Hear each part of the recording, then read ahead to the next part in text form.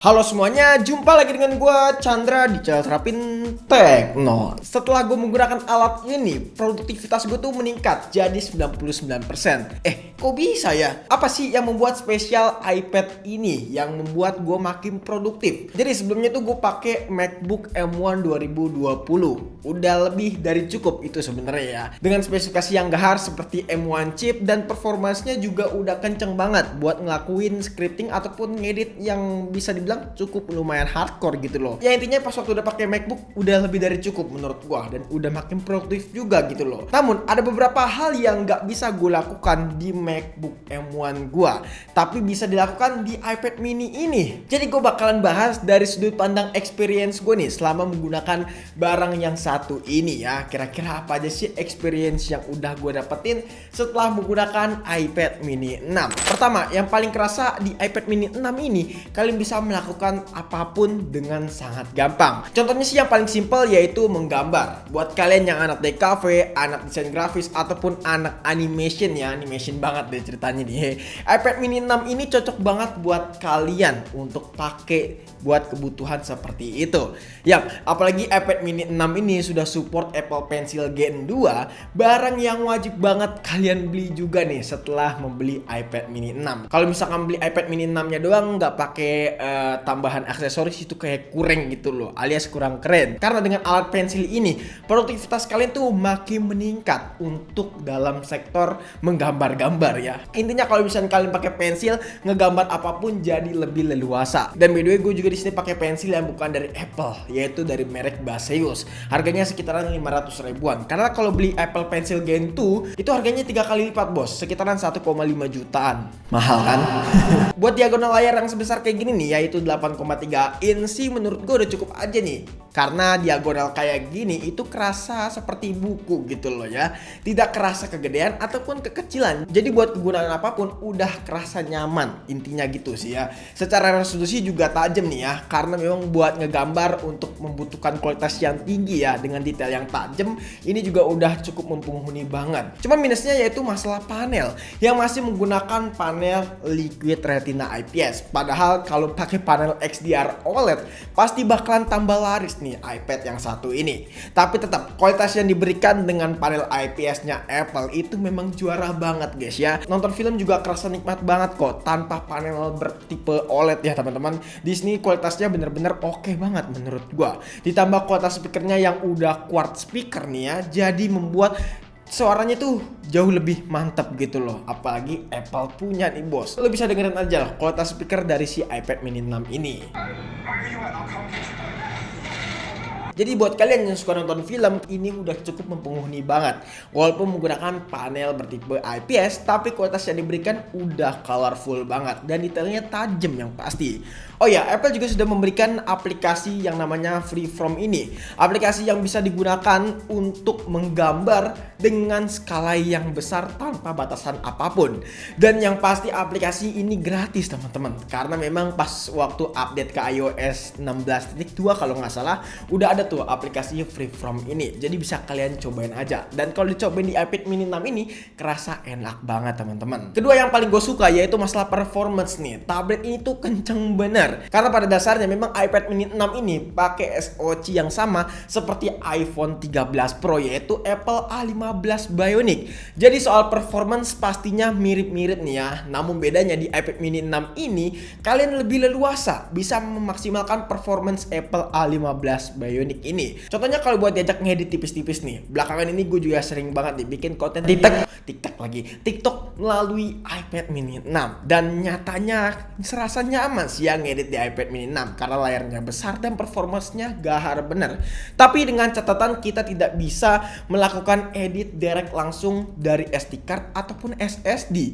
Tapi ini balik lagi kepada aplikasinya ya teman-teman. Soalnya gue pakai aplikasi CapCut dan VN, di situ belum support buat direct editing langsung dari SD card ataupun dari SSD. Sayang memang dua aplikasi tersebut belum bisa edit seperti itu. Jadi mau nggak mau kita harus copy dulu ke internal storage. Nah, Kalau misalnya kita udah copy ke internal storage ya teman-teman, maka minusnya memori kalian bakalan cepat habis. Jadi saran gue ambil yang 256 GB aja. By the way, gue ambil yang 64 GB, jadi ya gue nggak bisa melakukan banyak hal di iPad mini 6 ini. Ini hal yang paling benci banget sih memang, karena memang nggak ada lagi gitu loh. Lengkapnya itu jauh banget dari 64 langsung ke 256 GB. Kenapa Apple tidak merilis iPad mini 6 dengan varian 128 GB? Wow, jadi memang ini cukup ya, jadi hal yang cukup membingungkan gitu loh. Jadi ini menjadi saran gue juga nih, kalau misalnya kalian pengen membutuhkan storage yang lebih besar dan kegunaannya itu bener-bener kayak mirip laptop, ya saran gue ambil yang 256 GB ketimbang yang 64 GB ini. Dijamin lah kalau 64 GB ini bakalan sengsara banget. Gue aja agak sedikit nyesel sih ya. Memang ngedit di iPad itu memiliki pengalaman yang seru kalau menurut gue, terutama jadi lebih gampang operasinya nih ya. Tapi memang sampai sekarang belum ada nih software yang bener-bener bisa ngasih kita experience yang luar biasa. Ada sih satu buah software yang bisa dibilang oke banget, yaitu namanya LumaFusion. LumaFusion ini harganya sekitaran 500 ribuan. Jadi gue belum bisa beli software yang satu itu. Nah, mau nggak mau ya udah, gue tetap ngeditnya di MacBook aja biar nggak nganggur gitu loh ya. Tapi memang cukup disayangkan ya, iPad mini 6 ini tidak support aplikasi Final Cut. Ya, padahal harapan gue memang iPad mini 6 ini bisa support Final Cut. Kalau support Final Cut itu bakalan seru banget. Sayangnya Final Cut hanya support buat M1 chip. Dan sementara iPad mini 6 ini belum M1 chip, masih A15 Bionic. Jadi ya, buat kalian yang berharap dari tahun lalu, jangan berharap lagi. Tapi dengan menggunakan aplikasi LumaFusion ini, kalian bisa melakukan editing direct langsung dari SD card ataupun SSD. Jadi ini opsi yang paling tepat banget sih buat kalian. Tapi sayangnya gue belum bisa review aplikasi tersebut karena memang aplikasinya cukup lumayan mahal. AdSense lagi seret bro. Jadi tolonglah subscribe dan like video ini biar AdSense-nya makin kencang bosku. Oke, ngomongin soal editing, ini juga menjadi salah satu bagian poinnya nomor 3 nih. Dan ini masuk ke kategori poinnya nomor 3. Yang lain yang gak bukan adalah portabilitas. iPad mini 6 ini cuma punya bobot sekitaran 293 gram aja. Jauh lebih ringan ketimbang MacBook M1 punya gua yang sekitaran 1,29 kg. Dengan bobot yang ringan kayak gini, makin enak lah kalau dibawa perpergian kemana-mana. Dan belakangan ini gue sering banget nih nyekrep buat konten gua ya teman-teman, itu di outdoor alias di luar ruangan. Jadi sering banget gue membawa iPad mini 6 ini dengan dukungan keyboard eksternal. By the way, Apple sendiri memang tidak menyediakan Magic Keyboard untuk line up yang ini. Namun kita bisa menggunakan keyboard third party ya teman-teman, yang ada di marketplace yang dijual di toko online dengan variasi harga yang berbeda juga. Salah satunya keyboard yang gue pakai ini yaitu F22 Wings. Keyboard ini tuh mirip banget kayak Magic Keyboard, tapi harganya memang tergolong mahal nih, sekitaran 1,5 jutaan. Namun feel saat ngetik itu mirip kayak keyboardnya si MacBook yang pakai Battlefly keyboard ya teman-teman. Ya bisa dibilang feelnya mirip seperti itu. Cuma minusnya di sini ukurannya yang sangat kecil. Jadi buat kalian jarinya itu bakalan tersiksa banget. Apalagi buat jarinya yang gede-gede nih ya, udah kayak raksasa. Bakalan nggak nyaman lah ngetik di keyboard yang sekecil ini. Karena memang keyboard ini basically mengikuti diagonal ataupun size dari iPad mini 6. Ya mungkin biar lebih fleksibel aja sih ya. Dan ada beberapa fitur yang menurut gua keren nih. Di sini ada magnet juga. Terus juga kalau kita tutup itu secara otomatis sleep, ataupun kita menggunakan mode tablet ya teman-teman. Di sini keyboardnya nggak keklik sama sekali. Jadi itu fitur yang menurut gua jarang banget dimiliki dari keyboard eksternal lainnya. Ini doang yang paling bagus menurut gua ya, walaupun memang harganya agak mahal gitu loh. Oke, balik ke topik yang masalah performance nih, karena memang bagian ini belum tuntas buat kita bahas. Kalau buat diajak game kira-kira enak gak sih iPad mini 6? Mungkin pertanyaan ini bakalan selalu melintas di pikiran kalian. Awalnya gue pikir nih tablet tuh bakalan gak nyaman kalau buat diajak ngegame, karena pastinya kegedean dong. Biasa kita main di HP, sekarang malah pindah ke iPad gitu loh, dan rasanya pasti bakalan beda.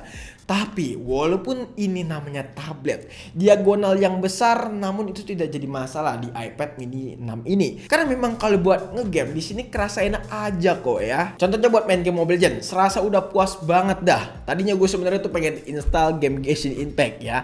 Tapi nyatanya size-nya itu udah kepenuhan, sisa 10 GB. Dan alhasil gue install game PUBG Mobile aja karena memang storage-nya udah nggak muat ya teman-teman. Settingannya sih gue setting ke smooth extreme dengan frame rate-nya stabil di 60 fps, dan memang minusnya yaitu buat masalah adaptasi aja nih.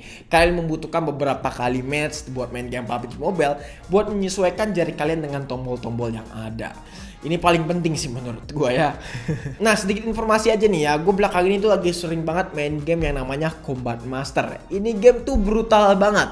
Tapi game ini tuh bisa dibilang serasa nyaman kalau buat main di iPad mini 6 ini. Karena layarnya yang cukup besar dan kontrolernya juga Combat Master ini cukup lumayan gampang menurut gue. Ya, tapi memang minusnya ini game kayak CODM gitu loh. Main sliding-sliding. Bahkan ini lebih brutal menurut gue. Tapi sejujurnya sejauh gue main game di tablet ini, hampir setiap saat gue khawatir soal masalah baterai. Ini bisa dikatakan cukup lumayan krusial ya, karena baterai sendiri udah besar sih sebenarnya, jadi nggak usah dikhawatirkan, yaitu 19,3 watt hour. Jadi nggak kayak iPhone aja tuh yang cepet banget habis, terutama si iPhone 13 Pro kalau buat diajak game itu cepet banget habis baterainya, karena memang cuman kapasitasnya 3000 mAh sekian lah ya. Tapi di iPad mini 6 ini memang salah satu produk yang cocok buat kalian ajak ngegame. Jadi nggak usah khawatir buat baterainya bakalan takut habis. Ketiga dan yang terakhir yaitu masalah kamera. Salah satu hal yang paling gue suka juga nih ya, karena pas waktu gue review tidak ada tuh tablet yang kameranya sebagus ini. Kualitasnya kayak gini tuh udah cocok banget lah buat kalian aja meeting online. Apalagi fitur center stage-nya ini, jadi bisa mengikuti gerakan kita nih saat lagi meeting online. Ya bisa dibilang ini fitur pamer juga sih ya. Oke, jadi gini dia untuk hasil rekaman kamera belakang dari iPad mini 6. Resolusi Full HD plus 30 fps, hasilnya kurang lebih seperti ini. Yap, untuk ukuran sebuah tablet menurut gue ini udah oke banget sih ya.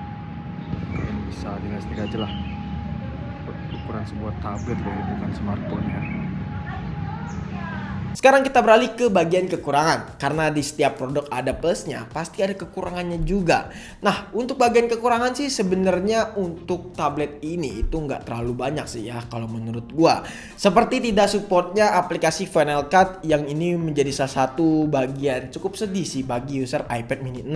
Sayangnya nggak support gitu loh. Padahal memang sudah dirumorkan waktu dulu ya teman-teman bahwa iPad mini 6 ini bakalan support Final Cut, tapi nyatanya nggak support. Jadi buat kalian yang berharap Final Cut ada, gak usah lah. Memang LumaFusion itu udah paling the best gitu loh. Lalu tidak adanya dukungan aksesoris dari Apple-nya langsung, seperti keyboard tadi yang udah gue sebutkan. Mau gak mau kalian harus menggunakan produk third party yang dijual di pasaran. Selain itu layarnya juga masih pakai panel IPS. Bagian ini sih bisa dibilang plus minus sih kalau menurut gue. Karena memang jika nantinya amit-amit rusak layarnya, bakalan lebih murah servisnya karena menggunakan panel IPS ketimbang yang menggunakan panel XDR OLED. Pasti bakal mahal banget lah, apalagi ini tablet gitu loh. Ada juga di bagian sektor kamera, yang dimana kameranya itu belum ada yang namanya sensor lidar scanner. Jadi mau nggak mau kalian tidak bisa menikmati fitur 3D di aplikasi yang support oleh Apple. Mungkin hal ini bisa dimaklumin ya, karena harganya yang murah bener gitu loh ya. Murah 6 juta. Dan yang terakhir yaitu masalah size-nya yang tergolong kecil untuk produktivitas. Mungkin bagi sebanyakan orang yang biasa pakai laptop bakal ngerasa kecil banget pas waktu pindah ke tablet yang satu ini. Karena memang iPad mini 6 memiliki diagonal yang kecil, otomatis keyboard yang dijual di pasaran juga bakalan kecil. Salah satunya keyboard yang gue pakai ini memiliki size yang cukup kecil karena memang mengikuti diagonal dari iPad mini 6. Tapi saran gue kalau misalnya kalian pengen pakai keyboard eksternal, pakai keyboard dengan size-nya yang lebih besar gitu loh ya. Jadi mungkin cukup sekian aja video kali ini mengenai experience gue dari iPad mini 6. Ya semoga iPad mini 6 ini gue pakai bisa jangka panjang ya, dan bisa meningkatkan produktivitas gue dalam melakukan sebuah pembuatan konten. Intinya thank you banget buat kalian yang nonton sampai habis. Kalau misalnya kalian punya pertanyaan atau punya pendapat lainnya, bisa tulis di kolom komentar, ataupun pengen nanya secara privat bisa langsung DM di Instagram kita di @srptekno. Jika teman-teman pengen nanya ataupun pengen DM kita ataupun pengen melakukan kerjasama sama kita. Chandra pamit dan sampai jumpa di video selanjutnya. Until next time, goodbye.